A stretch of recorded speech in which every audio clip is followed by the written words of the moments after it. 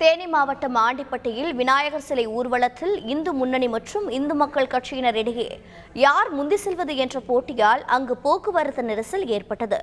இதுகுறித்த கூடுதல் தகவல்களை செய்தியாளர் பாண்டியன் வழங்கிட கேட்கலாம். பாண்டியன் வணக்கம். தற்போதைய கள நிலவரம் என்ன? வணக்கம். தேனி மாவட்டம் ஆண்டிப்பட்டி சுற்றுவட்டார பகுதியில் விநாயகர் சதுர்த்தி விழா கொண்டாடப்பட்டது. இந்து முன்னணி மற்றும் இந்து மக்கள் கட்சி விஸ்வ இந்து பரிசுத்த அமைப்பு சார்பில் ஆண்டிப்பட்டி ஒன்றியத்தில் சுமார் 100க்கும் மேற்பட்ட சிலைகள் வைக்கப்பட்டு வழிபாடு செய்யப்பட்டது. விநாயகர் சதுர்த்தி முடிவடைந்த நிலையில் சிலைகளை வைகை அணையில் கரைப்பதற்காக அனைத்து சிலைகளும் ஆண்டிப்பட்டி பகுதியில் உள்ள கொண்டமநாயக்கன்பட்டி பகுதிக்கு கொண்டு வரப்பட்டது. ஆண்டிப்பட்டி நகருக்குள் மேலதாளத்துடன் ஊர்வலமாக கொண்டு செல்ல தயாராகினர். அப்போது இந்து முன்னணி மற்றும் இந்து மக்கள் கட்சி இடையே யார் முந்தி செல்வது என போட்டி உருவானது. இரண்டு அமைப்புகளையும் சேர்ந்தவர்கள் தங்கள் சிலைகள் தான் முன்னால் செல்ல வேண்டும் என்று போட்டி போட்டதால் அங்கு தள்ளுமுள்ளு ஏற்பட்டது.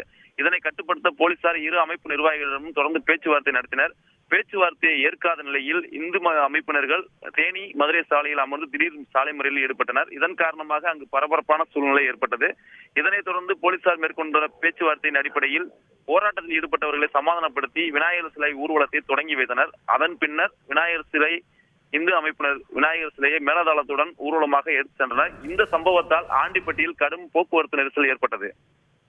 விவரங்களை வழங்கியதற்கு நன்றி பாண்டியன். செய்திகளை உடனுக்குடன் தெரிந்து கொள்ள உடனே சப்ஸ்கிரைப் பண்ணுங்க.